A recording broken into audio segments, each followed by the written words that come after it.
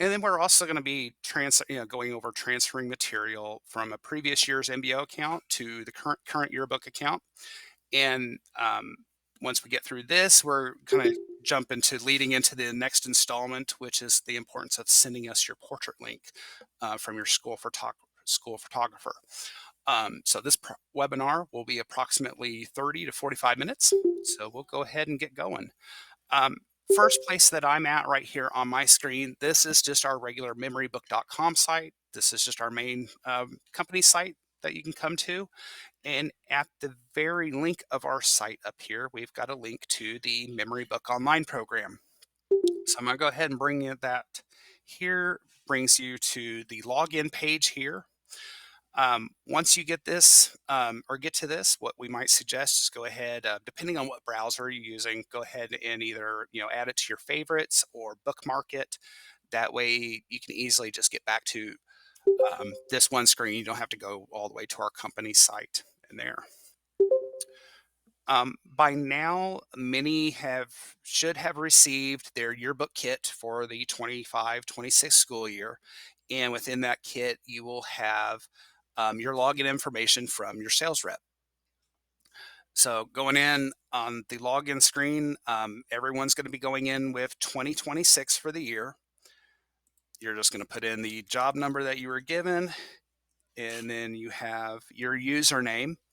Now, when you get your account information, you're provided with two default logins. One is an advisor login, and the other is the staff login.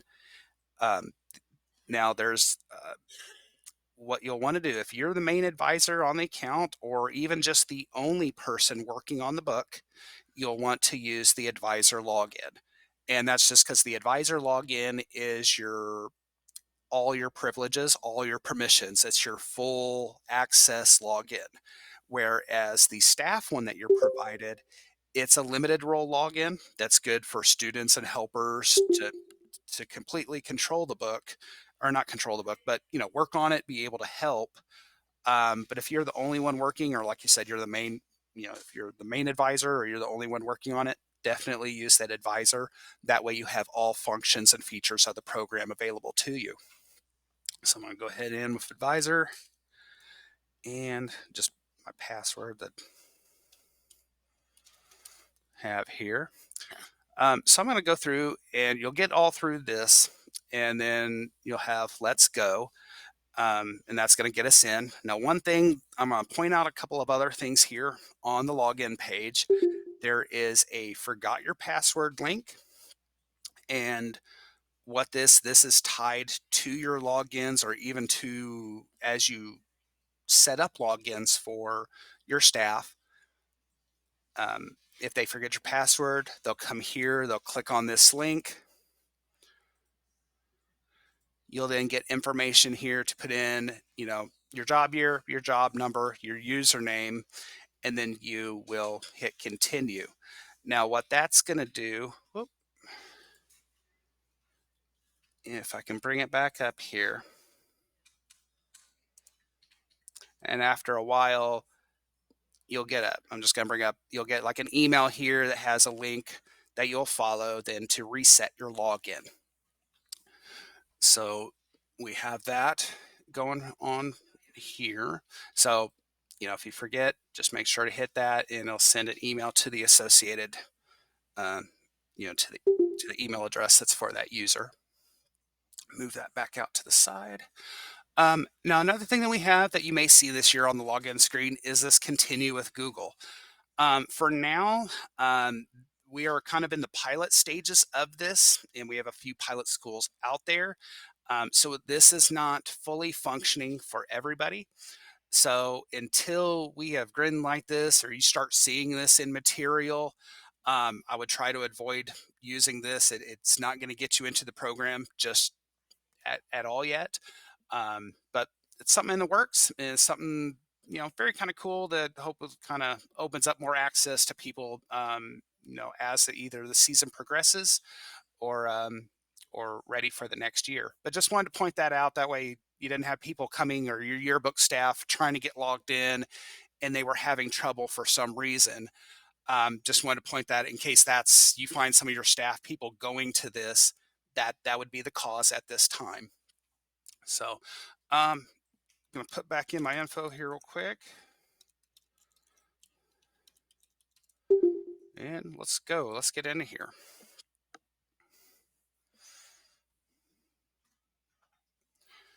Okay, so once you are just past the login screen, you are then here at the dashboard slash welcome page that is here. Now, first things that come, you'll see that I don't have any dates here yet, but the first module you'll come to is the due date countdown. And there'll be a little running timer that'll have a timer going till the day and the time at which your book is due. Next to that is total pages. This is a breakdown of where, the status of your pages, where they're at that moment. So we're going to give you four statuses, four different colors that are here. And I had a little picture thing here earlier. And I'll show this again once we get to the page ladder here, but I just wanted to bring that up separate. So we did from last year to this year, we did have some color aesthetic changes in the program. And that's just kind of some ADA changes that'll help visibility, things like that. Um, so going forward for this year, pages, if you see there in this dark gray here, so pages that are outlined in this or have this status color, they're not started. Going on to the little purple progress, I have three here in progress. This kind of magenta color here, that'll be completed. And then finally, once your pages are submitted near the end, there'll be this teal color. For right now, as you're getting working, you're primarily going to see pages either not started, and once you go in progress. Um, Now, at the end of this series, we will not talk about the final stages. That will be we are going to save that topic for the spring session of webinars. So we will cover more about these two once we get to that session in the spring. But just want to point out these colors, what they mean here really quickly in that. Upcoming events, here you will find in your account information to when your cover will be due, when to have class photos in, your book submission date, and I think something new that started showing up last year that we saw was an estimated delivery date, and that was a date that was based on your submit date that you set with your sales rep. Um, Task module, what you can use the task module here is as your you can do one or two things. If you are someone that is working with a yearbook group, like you have your own yearbook staff and everything, you can go through here and, oop, here we go.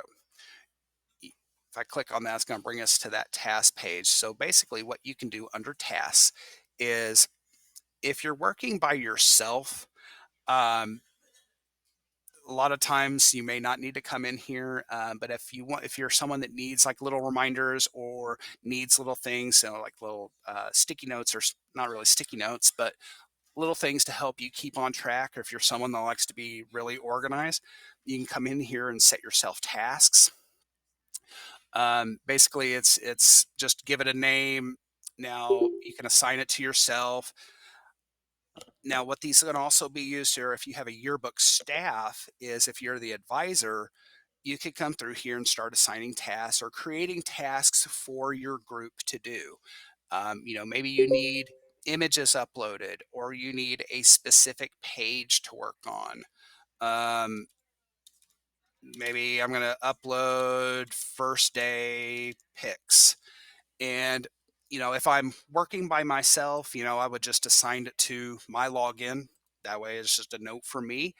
But if you have a big staff, you need to delegate those duties out to the other members. You could, add your task and then assign it to, whoever you want that task to go to that's on your team. And then you can give it a date. So I'll take this upload first day pics. I'll assign it to my login there and I'll hit add. And so we'll kind of see that up in our little actions of stuff to do here. But it's really handy. It's really good. It's really neat to help you keep on track, and also if you're needing that to keep your staff in line or give them tasks to do. We've seen where some yearbook advisors will use these tasks as they'll assign the tasks, and these are like assignments for that. Yearbooks a class, they'll use these as assignments to then grade off of. So a lot of different stuff here, but just tasks to keep you or your group going. So I'm gonna go back home here. So now that I put that task, you can kind of see once you get logged in, boom, right there. That's there for someone to see. And the last module that we have here is the images module. Um, it's basically going to show you just how many images are loaded into the library. It'll keep track of staff here. What this electronic submissions is, one is that was me uploading class photos on the back end. So it's you'd kind of see something like that if you were to send your class photos into to us to upload. We'd have those electronic submissions. But just an idea, just a quick number, how many images you have in your library to work with at a time. All right. Now, moving on from here, when you're working in the program, the two main areas that you will be going under most of the time up here in the upper corner is plan and create.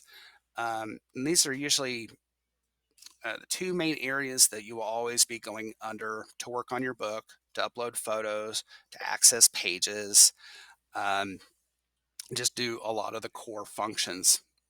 First place I'm going to go to is under plan. I'm going to skip over the page ladder part here first and come back to it. But we're going to go right into the staff area. And the staff area is where you'll first come in. And if you are an advisor that is working with a yearbook team, this is where you're going to come in and set up their individual logins. Um, Now, this whole area is different between schools to school, just depending on who's working on the book. So if you're the main advisor working on the book coming in, and let's say that it's you and another co-chair, maybe someone you and another person have uh, taken it upon yourself that, yeah, we're a team, we're going to do this yearbook this year. So you're in here. You could then come through here and add another staff login. And there's different roles that we'll do here. So first thing you're going to do is you're going to come in here and hit add staff. You'll put in a first name, a last name, and I'll tell you on this one, I'll just put myself here.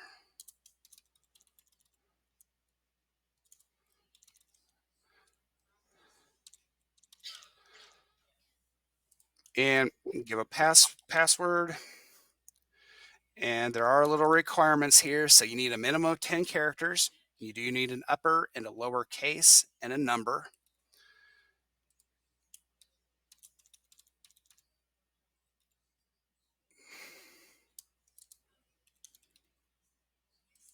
Uh-oh. Something.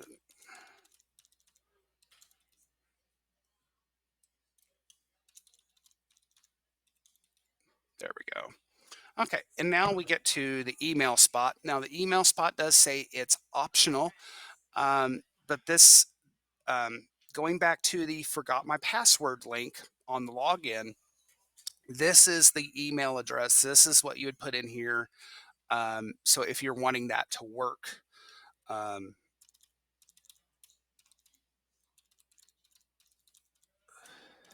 so the email address that's in this spot here is what that function works off of. Um, Now, as you're setting these up, if you're, advisor setting up for another advisor, you want to have the same access as you do. And we're going to get down here to the role. You'll probably want to give that some, if you want that other person to have the same level of access as you do, you will set them up as an advisor.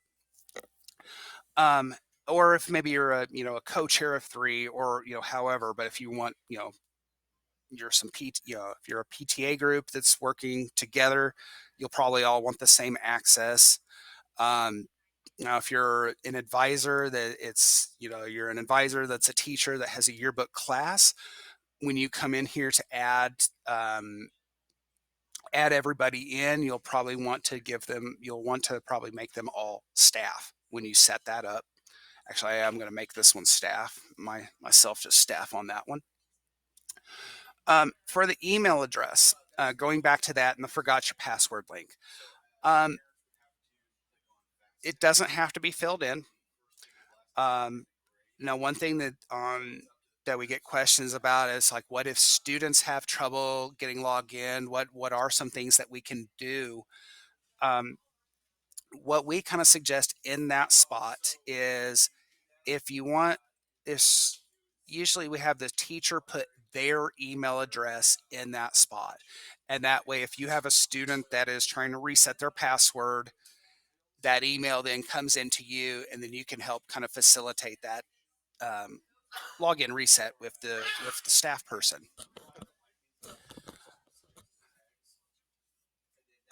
Now, sometimes when it gets to high schoolers, they may have their own school address, their own school Gmail. That is okay to use in here as well. So when it gets to like that, though, that is kind of more of the discretion of the school if you want your students putting that in there. But really, that's it. Mainly works the forgot my password link that's there. All right. So want to show this real quick. Oh, is not a valid email address. Oh, there we go. Um, Now one thing, I'm going to come in here now. Actually, going to edit this.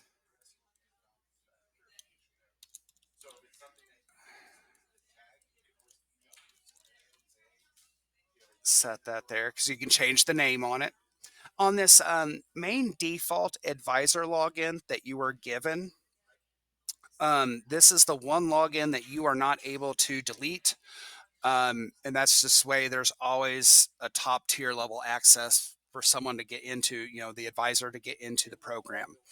Um, Now you can't delete the login, but as that main advisor, when you first get logged in, you are able to come in, add your first name, last name, and then change your password there. And we do suggest that on that, unless you're the only one working and you really don't worry that anyone's going to get that info. But usually, kind of the same things that we see.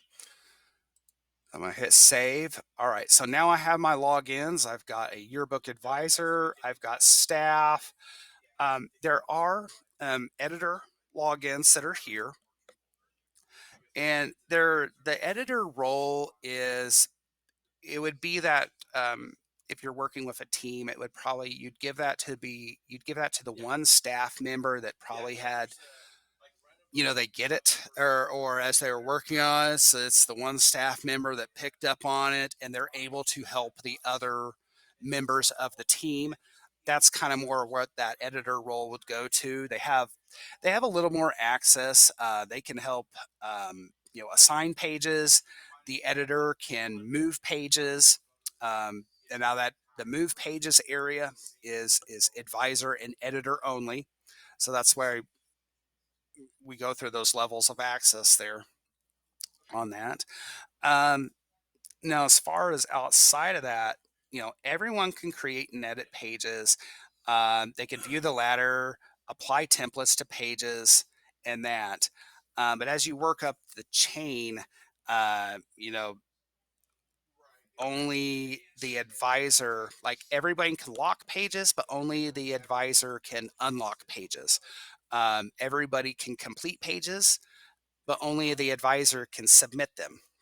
So there are some safeguards on permissions like that, to where everyone can upload images, but only the advisor is able to delete them and going on, and things like that. So there's safeguards there for when you're working with your team. All right. So outside of this, so that's kind of it for logins, setting up what you may want to do there. And we're going to go back under plan and we're going to go to page ladder here.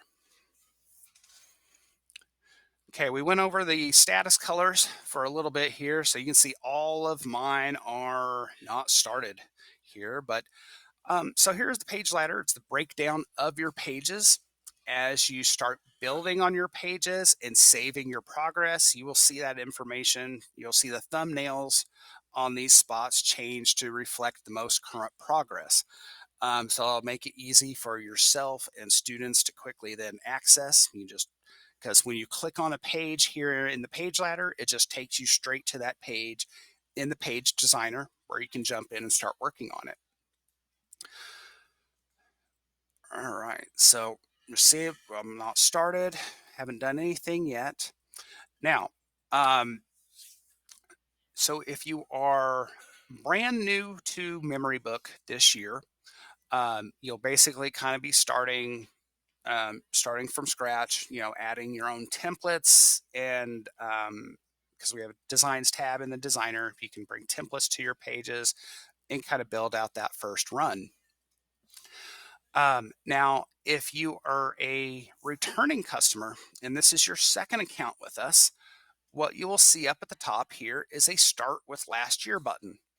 And what this does, and this is really handy to, when you come to the next year, what start with last year does is if you click this, it's going to bring over your layouts from the previous job and it's going to bring them and place them into your pages in template form.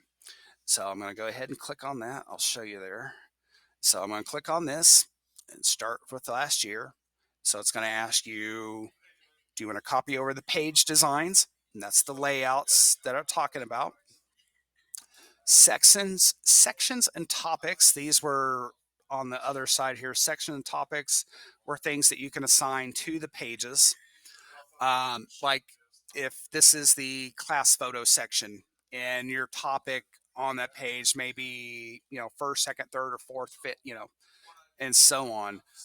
Section may be your sports pages or your candid pages.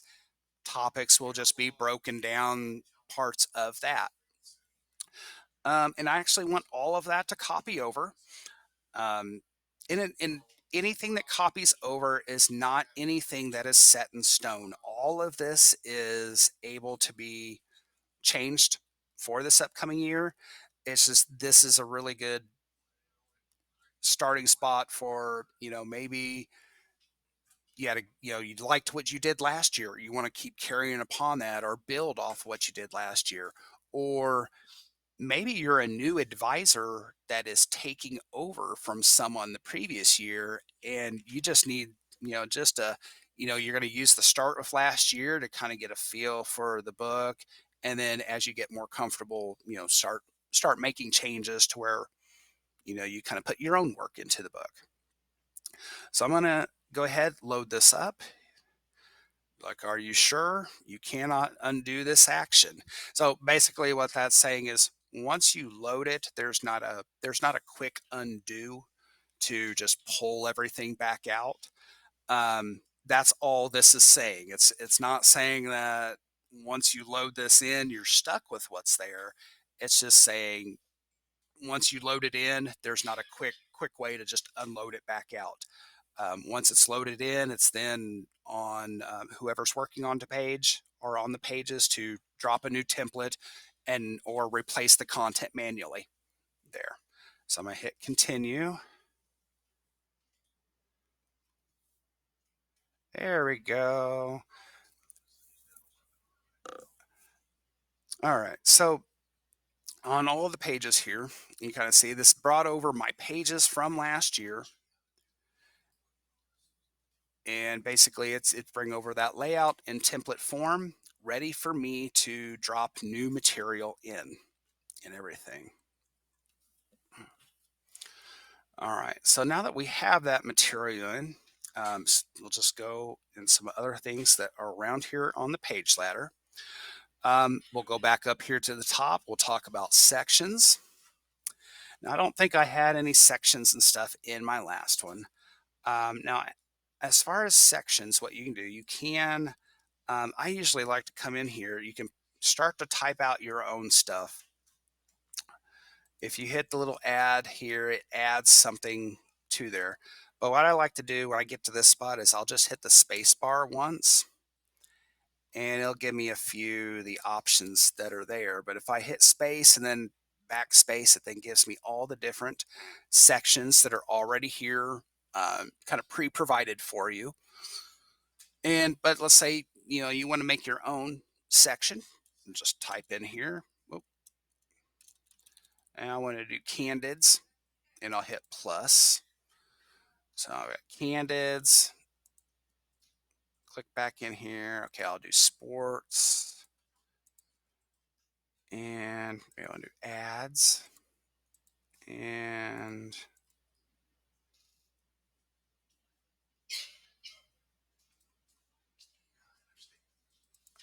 I'll do class pages. So I'll do these as main sections of my book. You can also edit those if you need to change up there. I don't think that added that.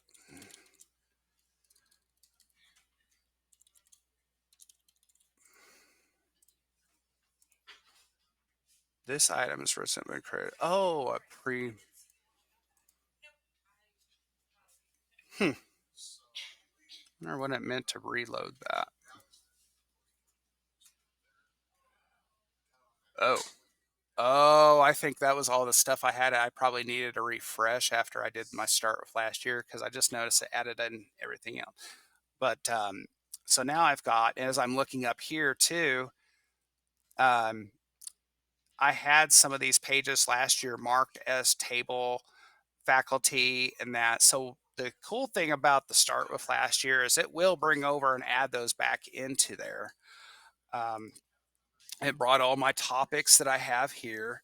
So there's smart topics that are here that you can add to your stuff.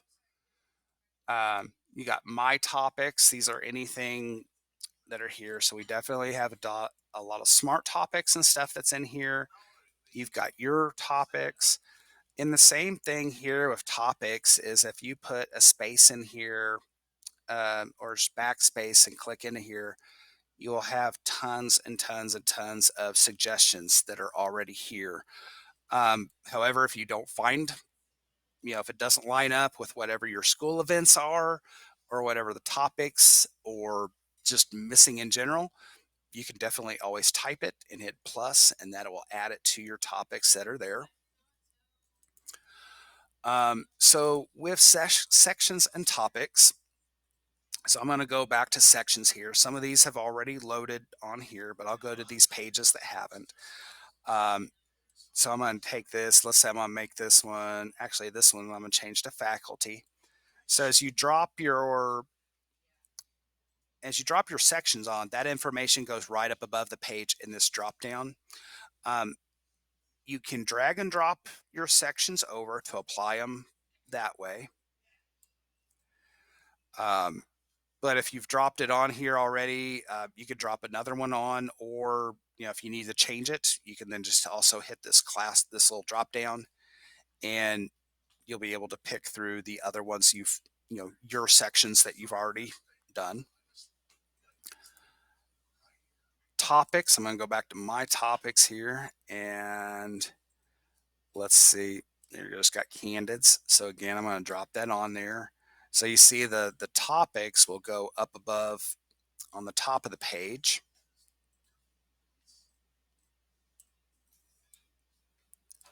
So that you can kind of, now the section of the topics will kind of help keep everyone, if you're working by yourself, may not be, it may be an extra step on doing that.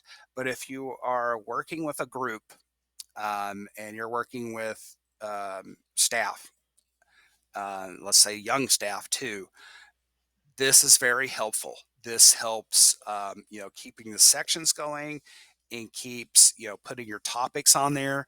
It definitely helps keep the focus of what needs to be done for that page. or pages if you're doing it in a range there. Now, the other than sections and topics, what you'll do here is also if you've got um, your staff already built in, you can then take your staff and assign them to pages. So I'm going to drag and drop this one here. And when you're working with a small group of staff or staff in general, ideally when you are assigning pages, it's usually best to keep the same student assigned to the same spread and the same two-page spread.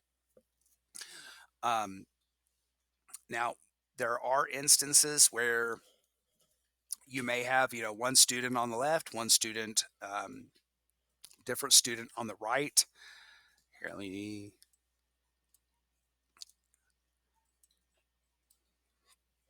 in like this, which is okay. If you do find yourself in that situation to where you have someone, you've got one spread, but it's assigned, two different people are there. Um, Only one can be on that spread. Ideally, only one will need to be on the spread at a time. Um, but I am going to go through here. So if you do find yourself in that situation where you've got a student on the left and a student on the right, what we suggest is have, as the advisor, have your staff go onto the page, go to view, and set it. Each person set it to single page. Um, and what that will alleviate is any save errors. Because if you've got the whole two-page spread up at one time, and let's say that the person that's working on this side saves before the person working on the right, the program is going to honor the saved, or the changes of whoever saved first, and the second person will have to come back, save their changes as a template, and then come back and apply those later. Now, if each person sets their page view to a single page, then those two sides do not affect each other. So student A or staff A um, can work and save, and will have no bearing on this side as long as both people are working with a single page view. Um, just wanted to put that one out there. We see it kind of time to time, kind of usually about the beginning of when yearbook teams are getting started, people first getting in the book, but really just want to put that out there just to help kind of avoid save errors. Because no one really likes to get through a half hour of progress and then find that they can't save it. So just try to find ways to kind of keep everyone going on that. So this is our page ladder. So again, you can access pages here. This is where you're going to do a lot of your organizing as far as putting sections and topics in here to keep yourself organized. The status is always going to show you where you're at. All right. Moving on from here, we're going to go under plan, and back under here, we're going to go to fonts. Fonts is where, this is it. Actually, I'm going to bring back down the plan menu here. So um, when logged in, everybody will be able to see page ladder, but only the advisor is going to then be able to see staff font styles and photo share. So as the advisor, you'll come into fonts, and this is where you're going to basically you're going to activate those styles that you want to use in the book. You start off with AYT Foundation Roman and AYT Foundation Sans. We strongly recommend leaving these active. Do not make these inactive.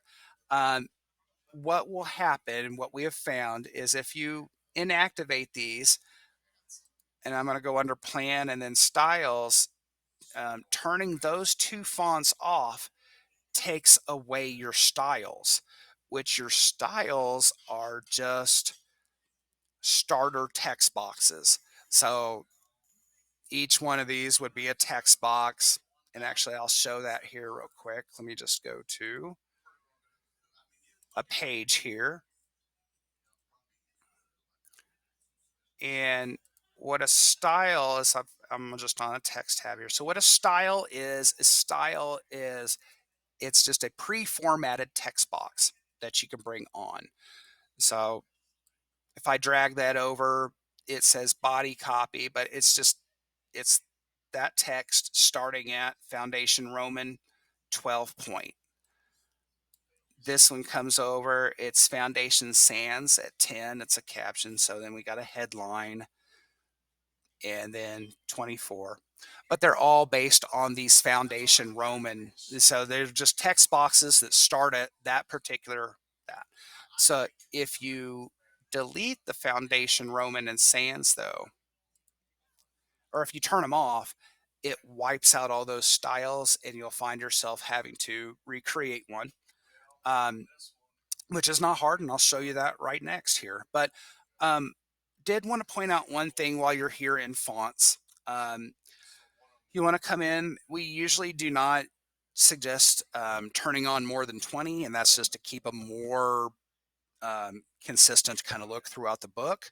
But that's just a suggestion, recommendation. It's not anything that you have to adhere to.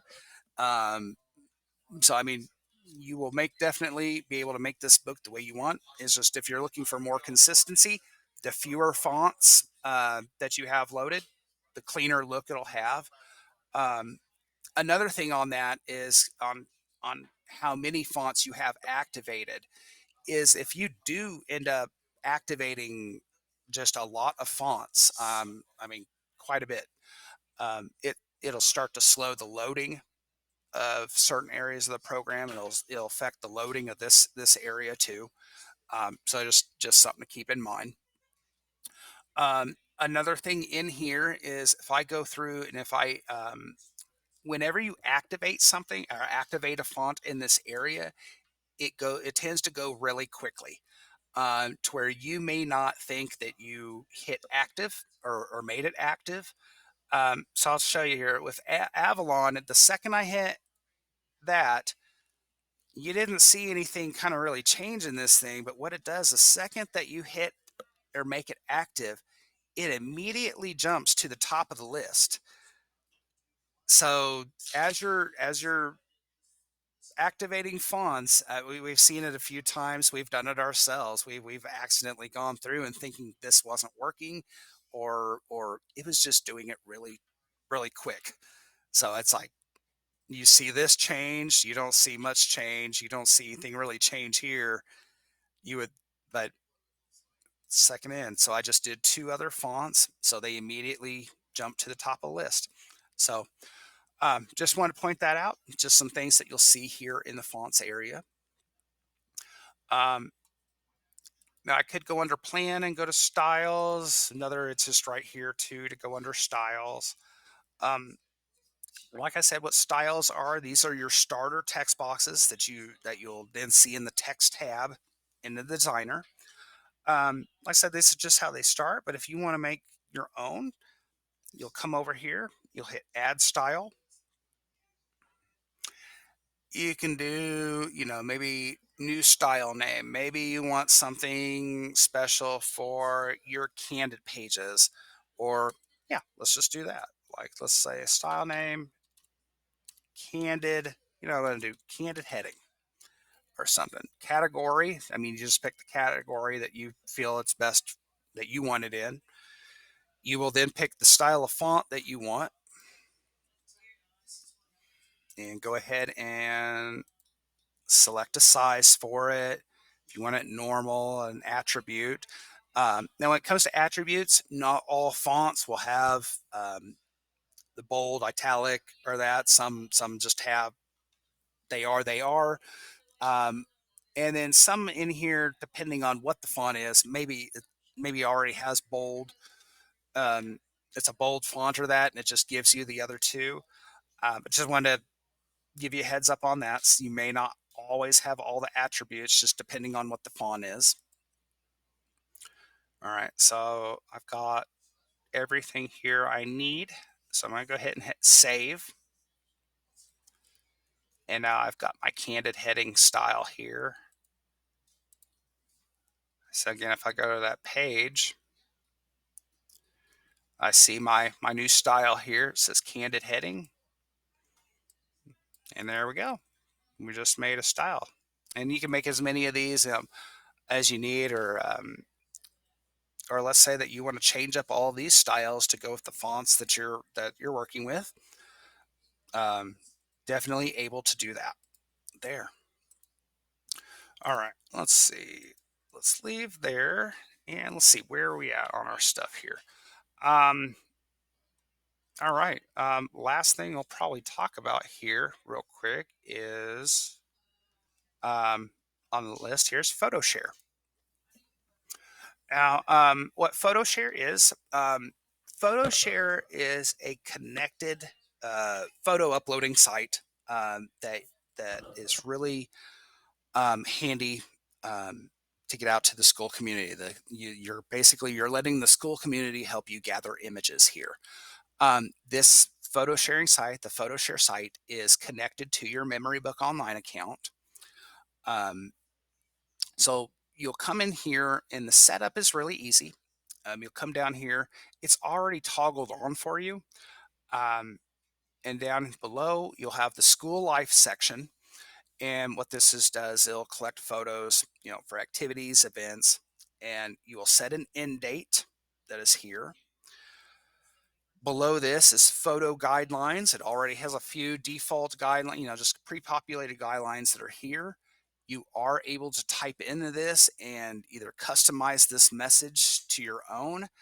Um, Maybe for, you're leading up, maybe for the month of September, you're only wanting a certain amount of, first day, first month of school photos. So as far as photo guidelines, then let's say a month from now, you could come back into this setup here and change your photo guidelines to say, we're only looking for fall or images from our fall festival or, such and such, whatever event that you have going on. You can put that, name that event here, and that way it gives the people of the community more specific on what images you're looking for the yearbook. So after that, and I'm going to go ahead and do this here. Pay no mind to that. Okay, because I wasn't supposed to already have it activated when I came in, but my bad there. Okay, so once you have your school life, your events done, just come over and hit activate. And when you activate your site, what they'll give you a QR code that you can share on, any kind of social media, school email, text. If you have your own flyers that you're creating, you can put that there. You also have a direct link that you can get out to those people to people there. Take a quick picture here. Oop, bring up another tab here, and I'll put that link in. So eventually, parents, teachers, whoever you want to help upload students will then come to your photo share site, and basically what they're going to do, they'll pick who they are, first name, last name, they'll select a grade level, email address. They then have to verify that. They'll get a verification email um, with a number there, and then once they get that, they can then go through and select images to upload. Now, the images the images that come through for your photo share site, like I said, the site's connected to your Memory Book Online account. Those photos, if I go under Create and go to Image Library, I jumped out here.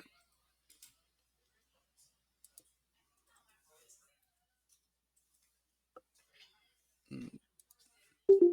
That's what happened when I jumped between the two.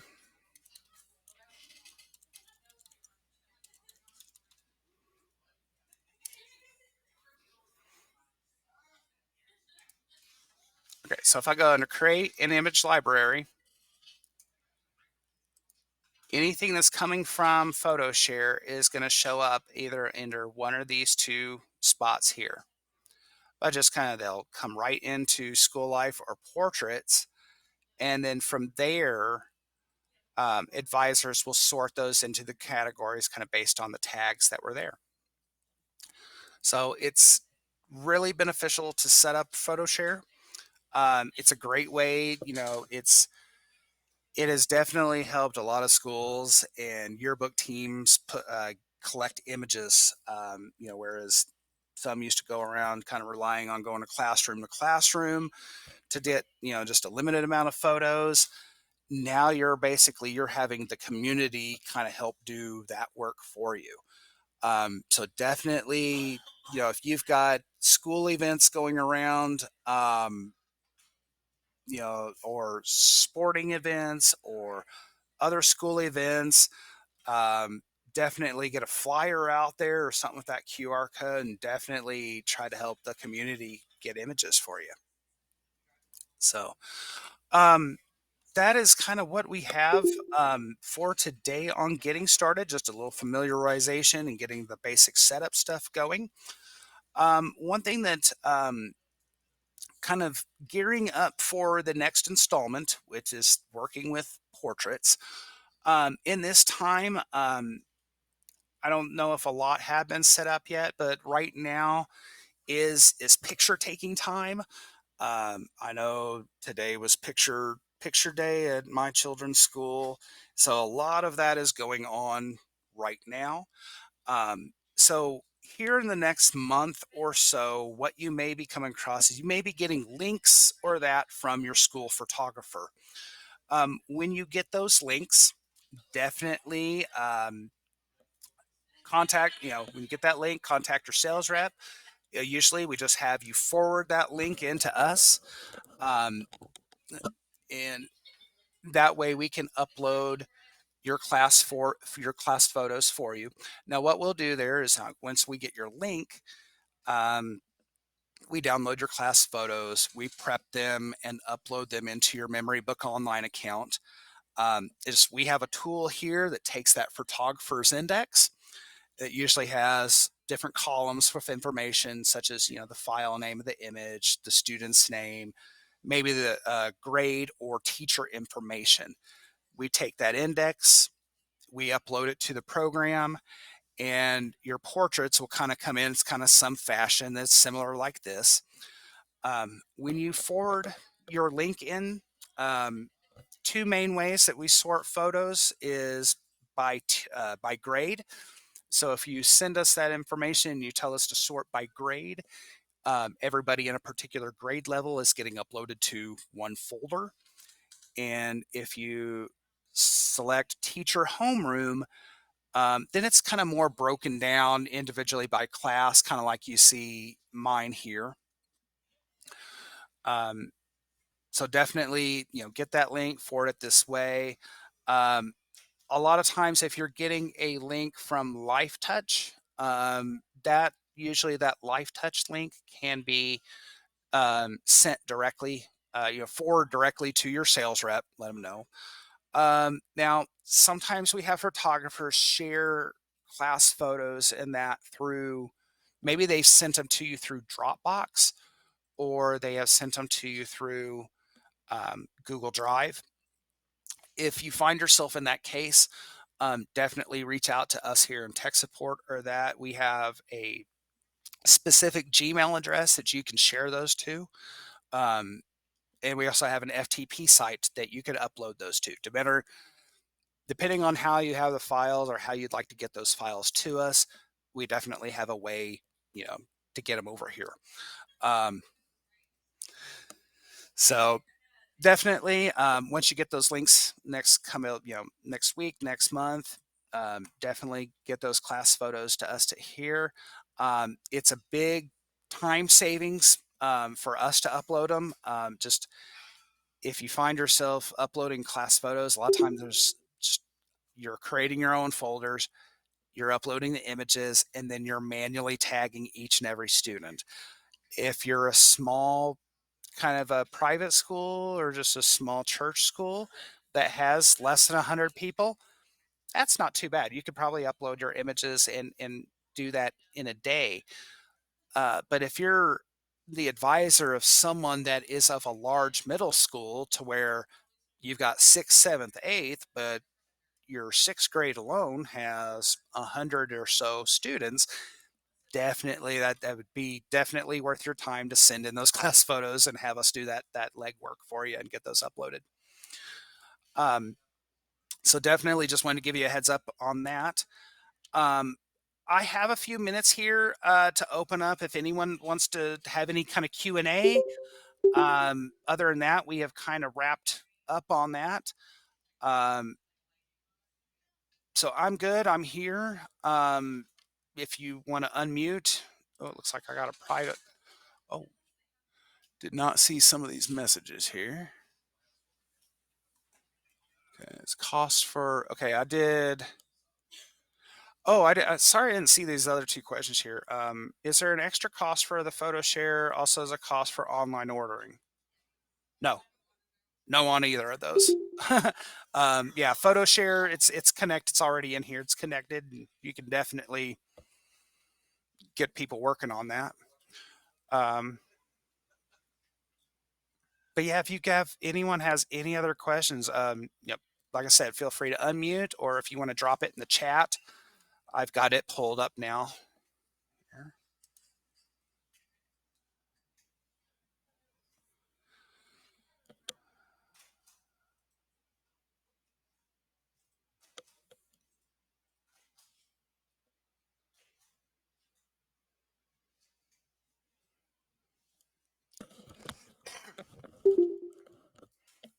Okay.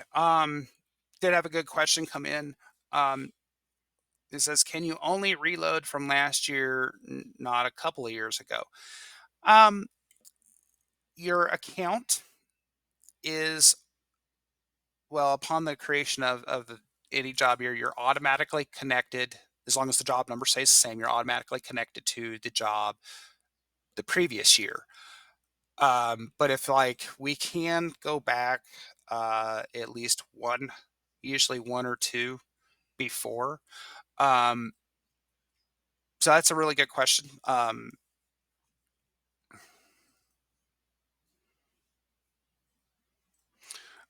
yeah, that is a good question. So like if you were someone that was working on like this year, uh, let's say you didn't work on the book last year, but you worked on it in 2024 and you wanted those templates, um, we could definitely sync you to that account. That's just call into us, and it's a little more to get you linked over to that. But if you're only going back 1 or 2 years, we can do that.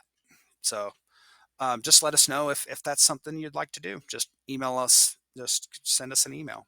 So another question that I hear, is just basically how can we watch this webinar again? Like I said, I'm recording this along with the FAQ here. So I am planning on having this kind of cleaned up and posted tomorrow early, and then the I'll send that out, this link out to everyone that registered. So if it's someone that didn't register, you registered, you feel free to forward that link to that recording onto who all needs it. We post it on YouTube. So definitely once that link gets to you, feel free to share that out to anyone. Best email address to reach us is, and I'll put it here in the chat, it's memorybook tech support at jostens.com. Hope I'm double checking that. Yeah, I did spell all that correctly. So yeah, memorybook tech support at jostens.com.